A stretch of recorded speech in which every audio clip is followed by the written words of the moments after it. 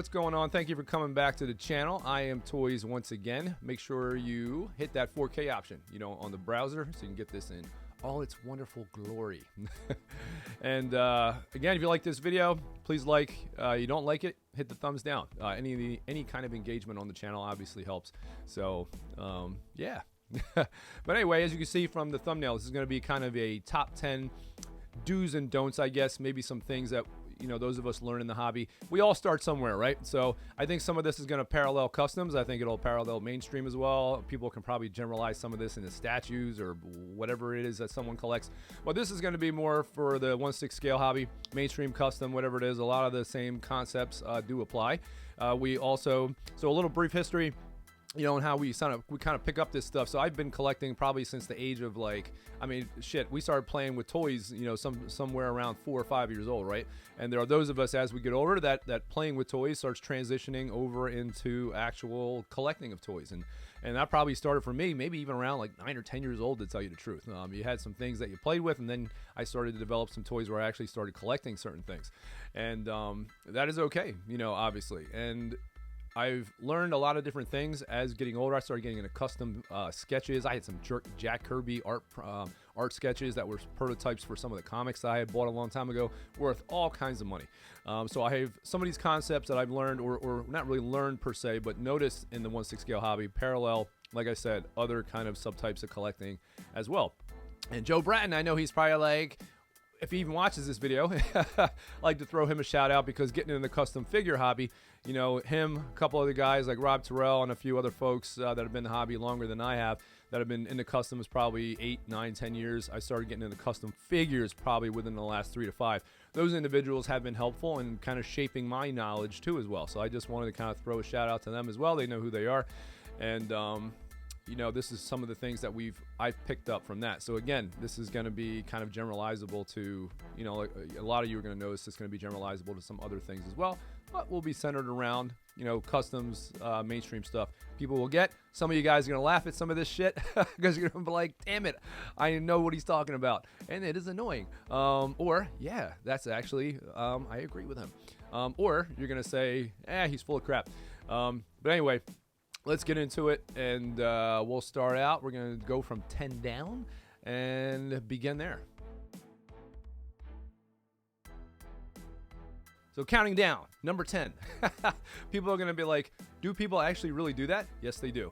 So first of all, collectors out there who come into the hobby, I've seen posts like this all the time, whether it's customs or mainstream figures. People come into Hot Toys or customs, customs people, some guy will post or they'll message, hey, what's the rarest custom out there? What's the hottest custom, or what should I grab right now? Or in Hot Toys, are like, hey, I'm just getting into Hot Toys figures or the 1/6 scale figs in general.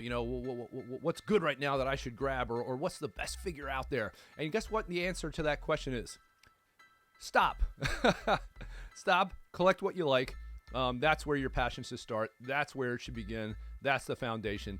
Don't come into it just because something is cool, or you think it's hip, or it's cool to be a nerd now, right? So collecting action figures, toys, is kind of nerdy somewhat, right? But don't come into it that way. Collect what you like. That's where it should begin. Let's leave that one at that. Next. Number 9. Shipper boxes. So most folks are probably already know where I'm going with this. So the shipper box is what the actual figure box or art box comes in. In customs, sometimes they don't always have custom art boxes. It might just come bubble wrapped or whatnot, depending on what's going on, what resources are available for a particular artist at the time. Where Hot Toys and Blitzway, you'll sometimes have a shipper box. And there are people in this hobby that will complain about shipper boxes being damaged. I once got a figure, I sold it on eBay, and this joker, I think he was trying to resell it because he gave himself away after he got the figure, and he was bitching at me because there was a shipping label on the front of the box. He's like, how am I going to sell this now? There's a shipping label on top of the box. And I'm like, or on the front of the box. I'm like, it's the shipper box, bro. Like, first of all, I didn't know you were going to resell this, and that's kind of a dick move anyway, because he was acting, he was already giving me a hard time because of the price of the figure and wanted to come down. Ah, man, that should be another top 10 item. But wanted to resell it. The shipping label is on the front of the art box. The art box is there to protect damage, folks. If it's damaged in the figure and the art box, they're fine. Calm down and relax. It's okay. So those of you new to the hobby coming in, don't worry about shipper boxes. It's a shipper box. It's to protect the figure. Relax. It's okay. Let's move on. Number 8. Don't be creepy with your figures. Now, there's someone very special I want you guys to meet. Oh, well, that's a pillow. No. She's so much more than a pillow. Oof, maron. Don't you want to just... Don't dig your heels in on something so deep that to defend a piece when other people may disagree with it. It's just kind of bananas. Particularly female figures. So there are some folks out there. Guess what? You're not going to date these figures, guys. You're not going to have sex with them. That's not going to happen. But you have some people, especially female figs, I've seen it happen, man, where, oh my God, if you say the head sculpt does not look on or something like that, especially with some particular female figs, you will see some folks get pretty batshit on defending that. But guess what, folks? Whether it's male or female figures, you're not going to date these figures. So I don't know if that's bursting some bubbles, I guess, per se, but no. Just some people get a little bit crazy with this stuff. You're not going to date the figures, guys. Don't defend them like they're your girlfriend. It's okay, especially with some of those female figs, people. Like I said, creepy a little, just a little bit. And number 7. Don't be a snob. People are probably, what? Don't be a snob. So what I'm referring to is just, you have people from all walks of the hobby coming in, or all walks of life, essentially asking questions, have never seen things before. People find me on, from YouTube or even on Facebook, and they'll ask me questions about customs or hot toys or mainstream, and just getting into it. Hey, how do I get this? How do I find this? How does this get made? Where can I go to start this? Or how do I get on these project runs? Where'd you get that figure? What are the stores that carry these things? And guess what? I answer the questions. It's okay to answer some of these questions. It's okay to bring people into the hobby. But there are people out there that are jerks, and they don't want to answer, or they're condescending or something. And I just don't understand why people are like that. There are some people that are just miserable in this hobby, and it's a shame. There's nothing wrong with giving people a simple answer. I've encountered it. I mean, even recently, there's a new Henry Cavill head sculpt that came out. I don't know if it's a recast or what, but it looks really good. And I saw an artist repaint it, and this is just multiple posts that I've seen of this thing. And I ask every time, like, where did this head come from?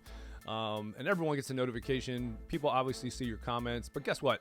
Nobody responds. No one. And I know some people just couldn't be bothered, but then other people, they're so snobby in this hobby, or they want to keep shit so close to the vest that they won't tell you, and no one will answer. And it's like that in custom mainstream, like they're I don't know. It's like they pride themselves in, haha, you'll never have this, or you're below me, or I don't know what it is, but I'm sure those of you out there who are in the hobby understand what I'm saying, and those of you that are new to the hobby, you will face this sometimes trying to get questions answered. And I've been in the hobby now for years, and the same thing. I still get it. Nobody answers questions sometimes. Simple shit like that. Guess what, folks? It's okay to answer somebody's question. But ultimately, I did find out, and I'm good now. But still, just be wary, folks. You will have some issues with people like that. So let's move on. Number 6. Reviewers. So people are like, what? So this one is more for reviewers out there. So you're going to see a lot of people out there that review figures and whatnot, and everybody has their kind of styles and whatnot. And then you've got some reviewers out there that are actually jerks. And you guys will probably know who some of those people are. I'm not going to blast anybody, but I remember when I first started doing reviews, ooh, man, talk about some of the big reviewers out there becoming a little touched and fragile. And some of them were actually really cool that I spoke to, but there was one guy in particular. This joker only comes out of the woodwork to be a miserable POS, basically. And we'll just, I don't know. I don't know what it is with this dude. Who knows? Maybe his personal life is absolute train wreck. Maybe he's missing something in his life. I don't know. But he's a pretty popular guy out there. Some of you may even kind of know who I'm talking about. Has a really big following. He's in some of the figure groups, and this Joker, man, when he pops out, it's this guy to just say something negative. It's so weird. And in the review spectrum, I don't know. I guess there's jealousy to a degree. I don't know. I think there's enough room for everybody. Just about. I've seen some people take off with their channels, which is fantastic, and that's okay. And then you got some guys that are bigger in the hobby that have hundreds of thousands of followers who are really cool. And then you got again a couple particular ones that just come out of the woodwork to act simple. But that's more for reviewers and for people too as well. Some of you coming into the hobby will find that interesting too. So anyway, let's move on to number 5. So when companies put out things, whether customs, mainstream, statues, figures, stuff like that, you have a prototype and you have the production piece. Understand that some of these production pieces will be a little bit different. So when sculpts don't look the same or they're off a little bit, there's going to be some variation. It's okay. Don't lose your shit. Some people are okay with that, and some people are really mad when there are significant differences, especially when the prototype is significantly better with likeness, and then the production piece is like, whoa, what happened there? But there's all kinds of stuff that plays into that: licensing, likeness rights. They have to get approvals, things of that nature. So just understand, the production piece from the prototype can sometimes be different. And moving on again, number 4. Recasts. So a lot of people are probably like, recast, what is that? So essentially, whether it's mainstream, custom, whatever it is, there are some people that will buy these figures, these pieces, whatever it is, the head sculpts, and they will recast them. So they basically do another mold of the same one, and it's a bootleg essentially, and they sell it. There are some people that are okay with that. They're like, who cares? These companies charge too much, or these custom artists charge too much. And, Redman in particular, he has ripped off a lot of this company, or whoever the hell they are, has ripped off a lot of Rain Man stuff. It's a custom artist out there, and they reproduce them, and people are like, who cares? The artist is making an unlicensed figure, and they're stealing copyright too, right? Or they're violating copyright. But no, man, I mean, there is a big difference there, and for people that are new to the hobby should understand that. Obviously a custom artist, whether it's Mondo, people who are familiar with Mondo, they started off as a bootleg company, and they were doing unlicensed stuff from what I imagine. If you stole their stuff and started reprinting it out there, obviously people are going to be a little bit tweaked because that's their original art. They put time and work into that. And then same thing with customs too as well. And even mainstream companies, man. I mean, they go through the production process. They spend the money on these things, mass produce them, get them painted. And then, for someone to recast it and then start selling it as their own just to make money off of it, it's kind of a shitty thing to do. Custom artists, same thing. Rain Man, this guy puts a lot of blood, sweat, and tears into making these sculpts, painting them. And they cost a lot of money. And trust me, I understand being priced out. I understand the temptation of getting into this stuff. But, if you're going to go that route, just don't shit on the customs after, I mean, I generally would say stay away from that. Just bank the money and try to grab an original if you can. I know it's tough, but support the artist's original work. You know what I mean? And again, I know they're limited. I know the temptation's out there. But, people put blood, sweat, and tears into this stuff and ripping off someone else's shit. Who really work their ass off to sculpt and paint this stuff for some company to just rip it off and then recast it with not as good, not as, we'll say, as stellar or quality paint work or sculpt work. It's nonsense. You know what I mean? It looks terrible, and you can tell the differences when you look at the Redman stuff compared to the original stuff. You can tell the differences. The tailoring is nowhere near as good. The paints are nowhere near as good. The sculpt imperfections are there. So you're paying for subpar quality stuff.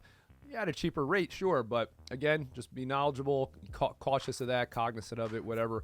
And try to avoid the recast section if you can. You know what I mean? But to each their own. So we're going to move on. Number 3. So reselling figures. You're going to notice that once you get into this hobby, there's a lot of BST groups, buy, sell, trade groups, where you can buy some of these figures, Hot Toys, customs, whatever it is, and not have to go to stores or whatnot. So the one thing that we hate in this hobby are people that ghost on you. So when you come into this and you're looking for a particular figure and you message people, come at people seriously. There's one thing that people hate in this hobby is when people ask them a ton of questions and you'll send paragraphs of shit, send extra pictures, and then they ghost on you and never get back again. Or you have people that message you, hey, is this still available? And literally you get back to them a second later, tell them, yes, this is still available. And then they never get back to you. We call these people master time wasters. One guy I answered, he's like, hey man, he's like, I really want this figure. Asked him a whole bunch of questions, answered it. And he's like, oh, this is awesome. And I was like, all right, cool. I was like, are we good? Send you the PayPal address. He's like, I'll get back to you, man. Let me sleep on it. It's like, it's so irritating, man. Unless you're ready to buy this figure, it's cool asking questions, but say up front how interested or what your purpose is. Say, hey, I'm not sure if I'm going to buy this figure, but I have a few questions. Don't waste people's time. It's really irritating. It happens in the custom hobby. It happens in the mainstream hobby as well. Just be cognizant of that. Don't do it because you'll make a lot of enemies and people won't deal with you. So let's move on. Number 2. Fison bodies. What are Fison bodies, one may ask? So basically, the Fison bodies, rubberized bodies, they're seamless. They have no joints per se that you can see, which can sometimes be a eyesore to figures. And some of these Fison bodies, especially the ones by TB League, are absolutely amazing. They're very detailed, very well articulated too as well. But there's pros and cons to some of these rubber bodies. The TB Leagues are pretty good quality, and I think there's some that you can even get that are even higher quality than that. But again, these figures, when you pose them for long periods of time, especially at the joints, when you keep them in dynamic or flex poses, they may tend to crack or peel or deteriorate, basically. And those of us that have been in the hobby for a while, we already know this, but there are some folks that don't know this, and then sometimes when you bring it up, they feel like you're threatening them, or you're threatening their manhood, and they get defensive. It's just weird. Like there was one recent guy, he has the Bill and Ted Blitzway figure set, which I did a review of on my channel a few months back. And he was like, oh, anybody that has the Bill and Ted figure set, be careful. He's like, look at this elbow, completely split. You could see the metal frame of the joint inside. And those of us that are in the hobby know that you probably should not have it in dynamic poses for long periods of time. You can have it in a dynamic pose. The companies will recommend that. They even advise it. You can have fun with these figures, but obviously there is an extent with fabrics and even the Fison seamless bodies. Hot Toys makes it a standard of basically putting these things in their instruction booklets as far as the directions, telling you, hey, don't pose these joints or have this fabric. The figure bent too far this way or that way, 80 degrees, 90 degrees, 180, whatever, because it'll cause damage. Hot Toys is pretty good at including that. I don't think Blitzway does it, at least yet. I don't know, maybe they do. Hot Toys has always had instruction booklets and kind of warnings with their figures. But those of us in the hobby, like I said, already understand this. But this guy actually got upset, when I brought it up, because I was like, most of us know that this topic has been discussed for many years. You shouldn't have your figures posed like that for months and months at a time because they will eventually split. And he had commented back and was like, oh, so it's my fault and not the subpar material that Blitzway was using. I was like, dude, I'm not threatening you, man.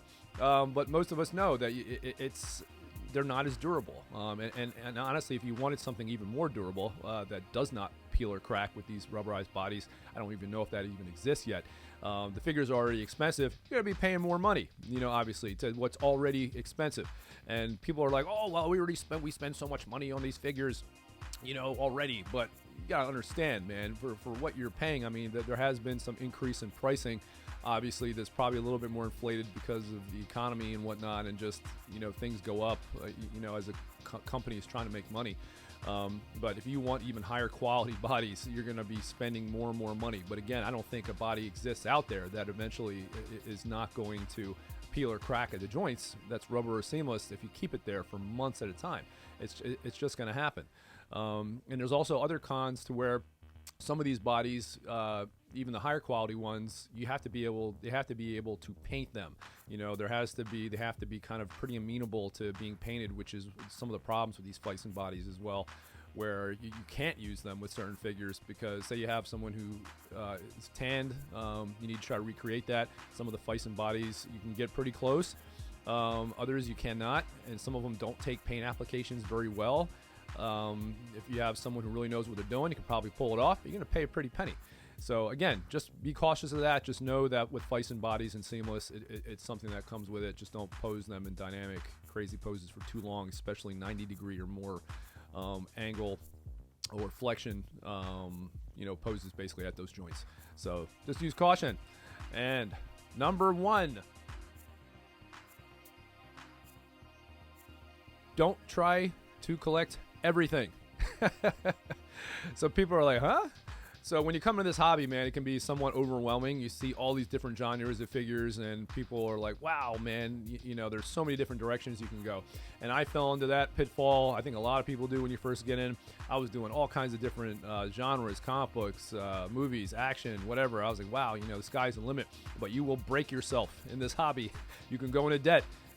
Credit card debt, whatever it is, spend your savings. I've seen people do some pretty wild stuff and then have to end up selling their entire collection. Or worse. Trust me, there is worse than having to sell your entire collection, and I've seen it. So you got to be careful. You know, you break yourself in this hobby, man, and try to narrow down the focus if you can. You know, find out whatever your passion is. There are people that only collect Star Wars. There are people that only collect Iron Man. There are people that only collect sci-fi stuff, Alien, you know, Iron Man, whatever it is, Marvel. You know, try to narrow it down. So for me, I had a huge Hot Toys collection. I was all over the place. I collected so many different things, and then I realized, you know what, horror was really my passion. So I sold about 95% of my Hot Toys collection, or my mainstream figs per se collection. And now I only have about maybe 5 or 6 figures. You know, that's really about it. Everything else is custom, and the majority of it is probably horror now. But like I said, don't try to collect everything.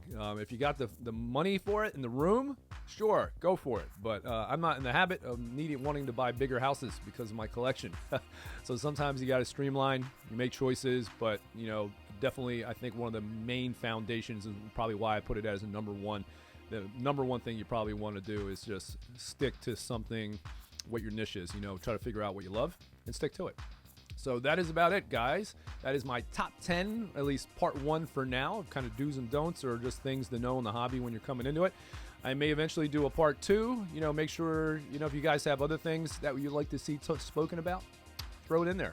You know, let me know what I probably missed, because I'm sure there's a ton. There's a lot of things in this hobby that we can all learn from, and multiple kind of subtypes of different aspects. I mean, it could go on forever. So again, like the video. If you didn't like it, dislike it, you know, whatever, share it, subscribe. Either way, it helps the channel. And my next video is, I already mentioned in the beginning, so I think I'm going to do that. Start talking about what fuels us as far as this hobby. And then that'll be another interesting topic. And then I'm hoping next weekend I'll pop out the Jason Part 6 Beto Metalli figure. I'm going to do a review on that probably next weekend as well, if I have time. We'll see what happens. We'll go from there, though. All right, guys. It's always a pleasure speaking to you. Have a good day. What's good? It's your boy One coming at you once again.